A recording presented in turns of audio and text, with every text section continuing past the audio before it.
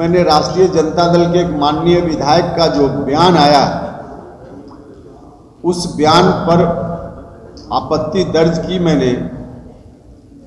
उस आपत्ति को लेकर भी क्या क्या खबरें प्रकाशित की जा रही है। बिहार के लाखों करोड़ों लोगों की भावना उनके साथ जुड़ी हुई रही है, आज भी है। अब उनके बारे में जिस तरह के शब्दों का प्रयोग किया गया है या किया जा रहा है, यह किसी भी तरह से शोभनीय नहीं है, गलत है, आपत्तिजनक है।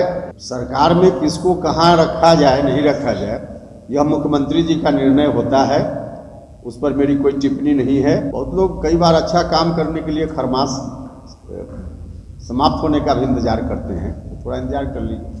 नमस्कार, आप देख रहे हैं लाइव बिहार। मैं आपके साथ रूपम। अभी इस वक्त मैं जदयू कार्यालय में हूँ और जो अभी तापमान जो बदलते नजर आ रहा है, मतलब मौसम का तो तापमान बदल ही रहा है, लेकिन राजनीतिक माहौल भी काफ़ी बदल रहा है। जिस तरह से अब दिन गर्माहट की ओर बढ़ रही है और राजनीतिक माहौल में भी उसी तरह से गर्माहट देखने को मिल रहा है। कयासों के बाजार लग रहे हैं, कयास लगाए जा रहे हैं। और अभी मैं जो खबरें सामने आ रही है, जो सूत्रों के हवाले से जो खबरें सामने आ रही है, मैं पहले वो बता दूं कि अभी जो 14 तारीख यानी कि जो हमारा मकर संक्रांति है, उस समय तक इंतज़ार किया जा रहा है और उसके बाद बहुत बड़ा बदलाव आने को है, बहुत बड़ा परिवर्तन होगा राजनीतिक माहौल में। जी हाँ, उपेंद्र कुशवाहा आज प्रेस कॉन्फ्रेंस करवाते हैं और उसमें भी बहुत कुछ वो कह गए और उसमें वो ये भी कह रहे हैं कि आप इंतज़ार कीजिए 14 तारीख का खरमास बाद। बहुत सारी बातों में एक चीज़ और जो सुनने को मिल रहा है, आपने देखा ही कि जगदानंद कह रहे हैं कि लालू यादव विजय तिलक लगा दिए हैं नीतीश कुमार को कि अब प्रधानमंत्री बनेंगे, यानी कि, और इधर ये भी कहा जा रहा है कि खरमास का इंतजार कीजिए। अब अगर नीतीश कुमार प्रधानमंत्री के तरफ रुख करते हैं, यानी कि उधर का माहौल में वो जाते हैं, तो मुख्यमंत्री का सीट खाली, यानी कि क्या 14 तारीख का इंतजार हो रहा है।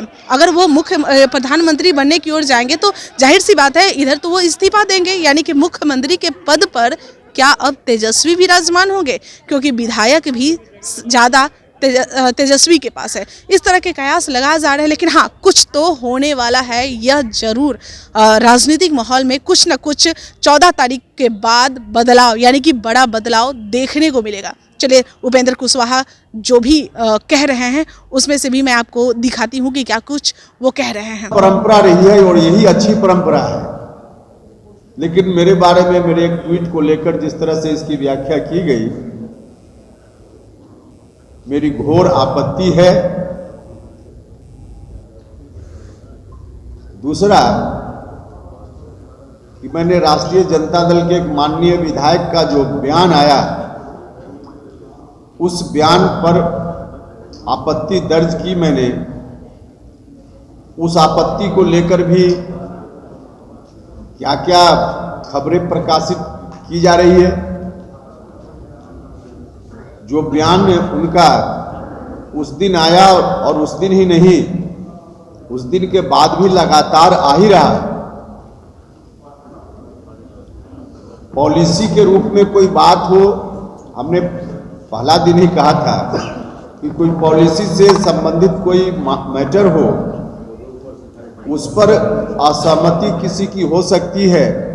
यह अलग बात है कि वैसी असहमति भी एक गठबंधन में रहते हुए सार्वजनिक रूप से दर्ज की जानी चाहिए कि नहीं की जानी चाहिए, यह बहस का विषय हो सकता है। लेकिन व्यक्तिगत रूप से किसी के बारे में भी जिस तरह के शब्दों का प्रयोग उन्होंने किया, किसी के साथ भी वैसा प्रयोग नहीं होना चाहिए। यही बात हमने कही। माननीय मुख्यमंत्री जी हम सब लोगों के नेता हैं, सिर्फ नेता ही नहीं हैं हमारे, बल्कि बिहार के लाखों करोड़ों लोगों की भावना उनके साथ जुड़ी हुई रही है, आज भी है। अब उनके बारे में जिस तरह के शब्दों का प्रयोग किया गया है या किया जा रहा है, यह किसी भी तरह से शोभनीय नहीं है, गलत है, आपत्तिजनक है। और मुझको व्यक्तिगत रूप से काफी उनके इस वक्तव्य के कारण मेरा मन आहत हुआ, मुझको दुख पहुंचा। और इसलिए हमने कहा, जिसको हम आज भी दोहरा रहे हैं, कि इस तरह की टिप्पणी, इस तरह के आपत्तिजनक तो गलत चर्चा है। कमिटमेंट किसके साथ कहां क्या हुआ ये आपको कैसे मालूम? यह जो अर्थ खुद से कोई लगा ले रहा है कि क्या कमिटमेंट हुआ, अर्थ खुद से न लगाया जाए। और बाकी जो कुछ भी आप कह रहे हैं तो यह पार्टी निर्णय लेती है ना।